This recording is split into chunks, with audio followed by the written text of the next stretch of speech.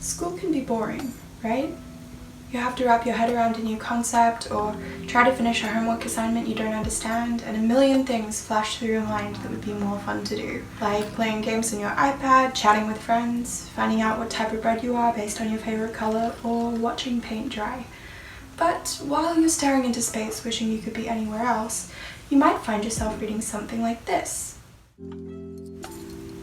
These posters are put out by the school to encourage perseverance and to inspire people to be more enthusiastic about learning, as well as just brightening up the walls. They talk a lot about the power of things like growing from failure, believing in yourself, and having a positive attitude. But often, reality isn't quite so simple. We're taught a lot about PERMA in our pastoral care sessions, but just let me ask you this.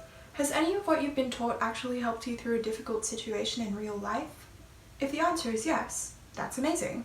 But my guess is that for many of you watching, the answer is a decisive no. No. Yeah. Certain things. You learn a little skills to help with those kind of things that you learn in pastoral care. Okay. And that sometimes helps. Anything else from you two? If not, that's fine. I wouldn't think. I don't think so, but maybe there is, but I haven't realised. Okay. What he said. Sure. Alright, thanks guys. Well, you teach pastoral care, don't you? Yeah. So is there anything from our lessons on PERMA or growth mindset that you've used in your actual life? My actual life. Yeah, so like is there any examples of using the skills that you've learned or taught in that class in Probably your real more life? just being conscious of like the things that PERMA teaches, I guess. So maybe not necessarily any exact strategies, but just as a mindset of being more conscious of your mental health, I think. Okay. Is there anything that you've learned in our pastoral care sessions about like PERMA or resilience that you've used in your actual life? Well, I just don't really take notice, but like, I don't know. Stop! Yeah, I don't know. So guys, out of the things that we've learned in pastoral care about like PERMA, resilience, all of that, have you used any of that in your actual life? I'd say yeah.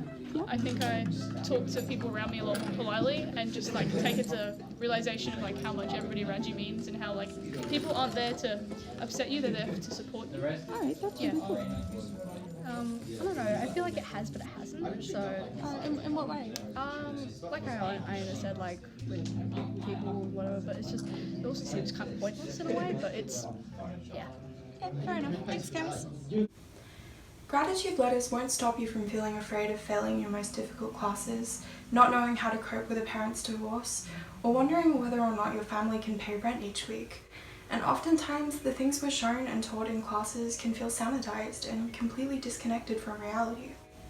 These are difficult, complicated issues, but they're the ones people our age are really facing, and learning the tools to survive them could be really valuable to a lot of people, especially considering the complex, rapidly changing world we're growing into as we become adults.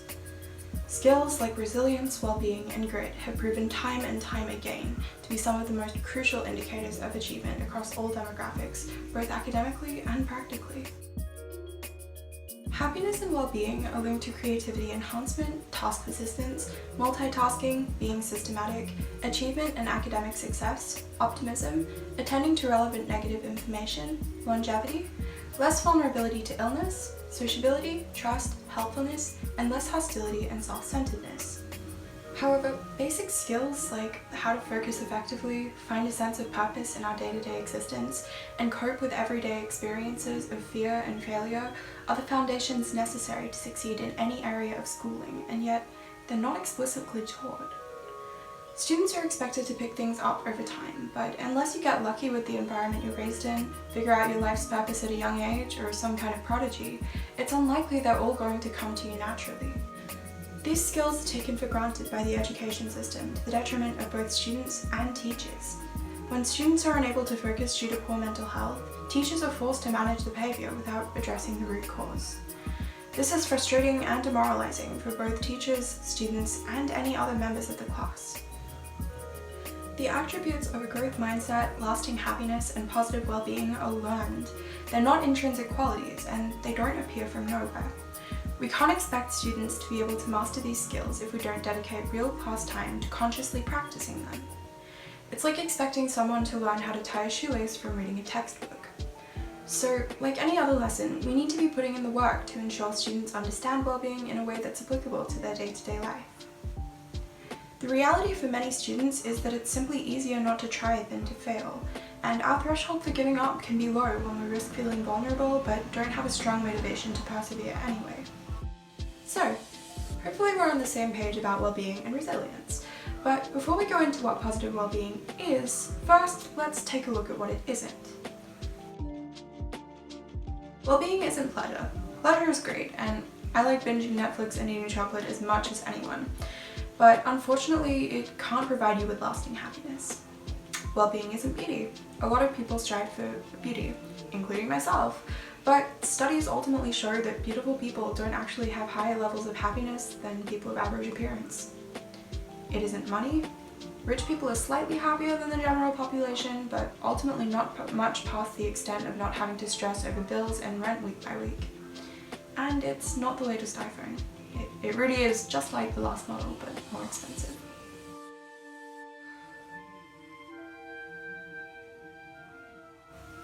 Some common well-being pitfalls are comparison, when we measure ourselves up to people better than us in certain areas, hustling, where we believe we can only be happy when we reach a certain goal, and an unhealthy media diet, where we consume mostly negative content on a regular basis.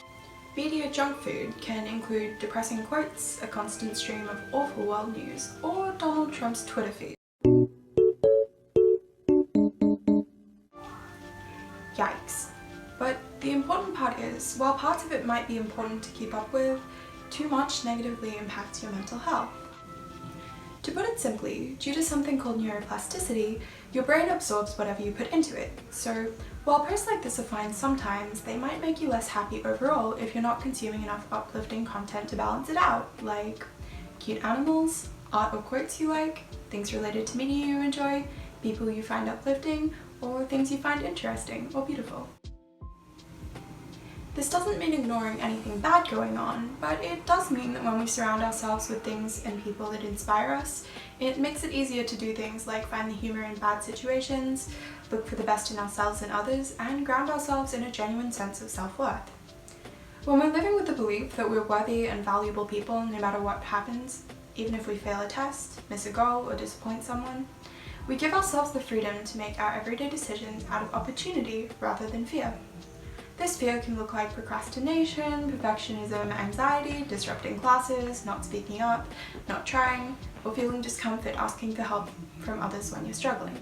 But it all stems from the same place. So, what do you do if you are struggling? One strategy, popularized by psychologist Leona Boniwell, is finding your parrots of perception. Parrots of perception are little imaginary creatures that tell us what to think, and they often distort how we interpret reality. They tell us stories. Some of us have blamer parrots that, no matter what happens, tell us that everything's always your fault. Some of us have parrots telling us that it's not ever fair and the system is against us. And some of us have warrior parrots that ask us, what will people think of you? This won't be good enough. You need to put your parrots on trial to see if they're right or wrong. Sometimes they're a little bit right, but usually they're not completely. And once you can identify the stories your parrots are telling you, you can figure out the differences between fiction and reality. So what are some things we could work on in class? Well, one is cultivating community. Resilience can be formed by finding a supportive community around you and making a conscious decision to understand your strengths and how you're going to use and develop them in your everyday life. Another is building strengths, asking yourself, what skills or strengths do I have that I can use in this situation? During difficult moments, practicing problem-solving skills using things like lockboxes, choosing skills to learn and improve upon over the course of the term, and practicing finding and utilising our personal strengths with things like short passion projects. And finally, breaking habits by asking yourself things like, what are my parrots of perception telling me? Is it actually true? Ruling out physical health issues like dehydration, lack of exercise, or lack of healthy food. Having more open conversations about where people can find mental health support in our classrooms, and practicing challenging our perception parrots in pairs or small groups. You can also build positive well-being day to day by trying to either find or create something to look forward to, even if it's just seeing your friends, buying yourself a treat, or spending time on a hobby you enjoy. Meditation and gratitude journaling are both proven to improve well-being. However, it only works if it's genuine, so if you're struggling to find the time, something simple my family does is we each say a highlight, lowlight, kind thing, and something we're grateful for at dinner each night. Another way of expressing gratitude that's a little less contrived is by complimenting someone, so do it now if you have someone sitting next to you. Anyway, thank you very much for watching, and I hope you learned something new.